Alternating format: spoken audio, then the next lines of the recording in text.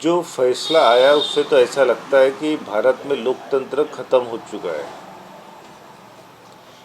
कारण ऐसा है कि जिस समय चुनाव आयोग को यह बोला गया था, उद्धव ठाकरे गट की तरफ से, ठाकरे गट की तरफ से, कि जब तक के सर्वोच्च न्यायालय का फैसला होता नहीं तब तक के आप इस बारे में, धनुष बाण चिन्ह के बारे में आप कोई फैसला न लें। ऐसा बोलने के बाद भी ऐसी क्या अर्जेंसी थी चुनाव आयोग को कि उन्होंने धनुष बाण पे अपना फैसला करके शिंदे गट को धनुष बाण दिया। इससे सीधा समझ में आता है कि केंद्र के इशारे पे या किसी के दबाव के चलते ये धनुष बाण का जो चिन्ह का फैसला चुनाव आयुक्त ने किया है, वो दबाव के राजनीति बोलो या दबाव के उद्देश्य से किया, ऐसा समझ में आता है। चुनाव आयुक्त एक ऐसा ये है कि स्वतंत्र कारोबार चलाने के नाम से ये जाना जाता था अब तक के, कि इसे किसी राजनीतिक दबाव के अंतर्गत ये काम नहीं करता। आज तक ये हम लोग भी समझते थे और मुझे लगता है कि पूरा भारत देश यही समझता था। लेकिन जिस तरीके का फैसला उन्होंने सर्वोच्च न्यायालय के फैसला होने के बाद में लेना, ऐसा ठाकरे गट के उद्धव ठाकरे ने बोला था, फिर भी उन्होंने जल्दबाजी करके प्रेशराइज किसी के दबाव के खाली ये फैसला लिया है। इससे तो ये समझ में आता है कि लोकतंत्र अब देश में नहीं रहा। मैं आपको ये बताना चाहता हूँ कि भाजपा के सभी वरिष्ठ नेताओं को ये मालूम था कि चुनाव चिन्ह धनुष बाण जो है वो शिंदे गट को जाएगा। ये हमको, सभी लोगों को, राजनीति के जो भी लोग हैं, सभी पक्ष के लोग हैं, उनको ये अंदर से पहले से मालूम था कि ये 100% ये शिंदे गट को जाएगा। कारण उनका ऐसा है कि समय समय पर भारतीय जनता पार्टी के जितने वरिष्ठ नेता हैं वो अपने लोगों को ये ज़रूर बताते हैं कि ऐसा ही होने वाला है। 3 महीने पहले मुझे जो महाराष्ट्र के अध्यक्ष है चंद्रशेखर बावनकुळे भाजपा के, उनके एकदम करीबी हमारे एक मित्र जो नागपुर से बिलोंग करते, बबलू ठाकुर, उन्होंने मुझे प्रत्यक्ष मिल के बताया था कि जो भी फैसला आने वाला है वो फैसला शिंदे गट के फेवर में जाने वाला है, यानी धनुष बाण का चिन्ह शिंदे गट को मिलने वाला है। ये उन्होंने 3 महीने पहले ही मुझे बता दिया था।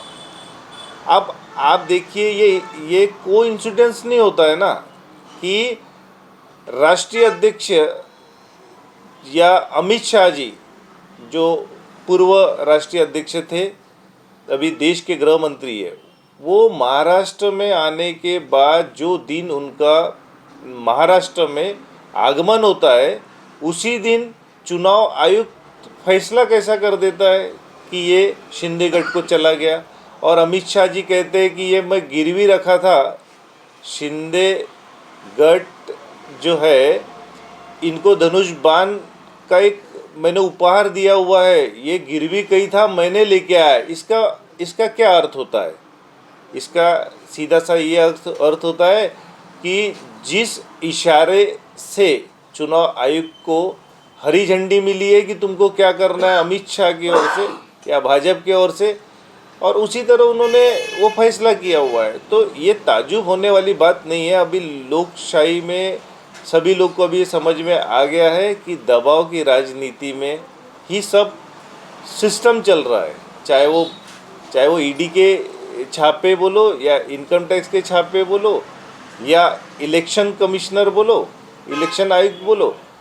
अब मुझे आप बताइए कि उच्च न्यायालय में आज कितने दिनों से ये महाराष्ट्र की जो राजनीति है वो चल रही है? आप बताइए। जिस तारीख को महाराष्ट्र में उद्धव ठाकरे के 40 आमदार शिंदेगढ़ में जाके शिंदेगढ़ से गुजरात में गए, भाजपा में उन्होंने भाजपा को पाठिंबा दिया। आप मुझे बताइए, कानून तो ये बोलता है कि शेड्यूल 10 में जब तक आप दूसरे पक्ष में विलीन नहीं होंगे तब तक के सरकार बनेगी नहीं। आप मुझे बताइए कि बिना किसी पक्ष में विलीन हुए उन्होंने पाठिंबा भी दे दिया भाजपा को। अब उस बाबत सर्वोच्च न्यायालय में केस दाखिल किया गया कि हमें सर्वोच्च न्यायालय से न्याय मिलेगा, इस तरह का केस उद्धव ठाकरे जी ने डाला। ठीक है, अब मुझे बताइए लोकशाही में क्या होता है। लोकशाही में ये होता है कि जब तक के उच्च न्यायालय या किसी न्यायालय में कोई केस प्रलंबित होता है तब तक के शासन हो या प्रशासन हो, कोई भी न्यायालय के फैसले आने तक के कोई निर्णय नहीं देते हैं। मुझे बताइए, ये तो सभी को मालूम है। ये न्यायालय में प्रलंबित केस रहने के बावजूद भी चुनाव आयुक्त ने ये फैसला कैसा दिया कि शिंदेगढ़ को धनुष बाण चला गया है। हमने उसको आदेश कर दिया है कि धनुष बाण शिंदेगढ़ का ही रहेगा। एक दूसरा, मुझे आप बताइए कि सर्वोच्च न्यायालय में केस शुरू रहने के बावजूद भी राज्यपाल, आप महाराष्ट्र की राजनीति में राज्यपाल न्योता देते हैं सरकार बनाने का। मेरा पूछना एक सवाल है कि जब उच्च न्यायालय में जब ये केस प्रलंबित है, 16 आमदार का निलंबन का मामला हो, ठीक है, ये प्रलंबित रहने के बाद में राज्यपाल सरकार बनाने का न्योता कैसे दे सकते हैं? और सरकार कैसी बन जाती है इनकी, मंत्रालय बढ़ जाता है इनका।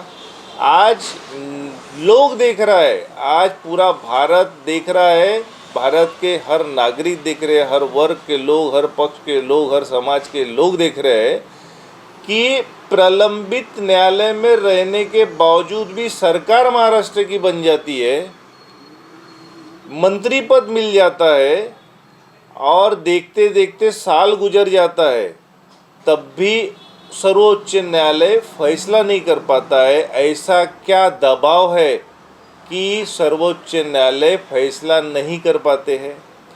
रमन्ना जी होते हैं, रमन्ना जी के समय चलता है, लोगों की आस लगी रहती है कि रमन्ना जी एक ऐसे न्यायाधीश है जो कड़क है, वो फैसला करेंगे। लेकिन क्या होता है कि रमन्ना जी भी रिटायर हो जाते हैं, फिर समिति का गठन होता है, फिर न्यायाधीशों का गठन होता है कि 3 बेंच होगा या 5 बेंच होंगी। 5 बेंच रहने के बावजूद भी फिर अभी 7 के ऊपर जाने की बात होती है। आज पूरा भारत देख रहा है कि सही में हिंदुस्तान में न्याय व्यवस्था तगड़ी है या राजनीति में जो सत्ताधारी पार्टी है वो तगड़ी है। आज अगर लोकशाही को बचाना है तो न्यायालय को आत्मचिंतन न्यायाधीशों को करना होगा कि हमारे ऊपर पूरे देश की जनता की आस होती है, कानून की अमलबजावनी होनी चाहिए, उसका जो एक बेस है वो बेस न्यायालय है। आज प्रशासन कुछ करे, शासन कुछ करे, उसको गंभीरता से देख के कटघरे के अंदर कानून के दायरे में हर काम होना चाहिए। इसके लिए देश ने सबसे ज़्यादा ताकत न्यायालय को है, ऐसा हम पूरे लोकशाही में ये समझते हैं कि न्यायाधीशों को पावर है, न्यायालय को पावर है। लेकिन इस तरह अगर फैसले में देरी होते रहेंगी तो धीरे धीरे लोकशाही की जनता की, आम जनता का विश्वास जो है वो न्यायाधीशों से, न्यायालय से ख़त्म हो जाएगा और लोकशाही ख़त्म हो जाएगी।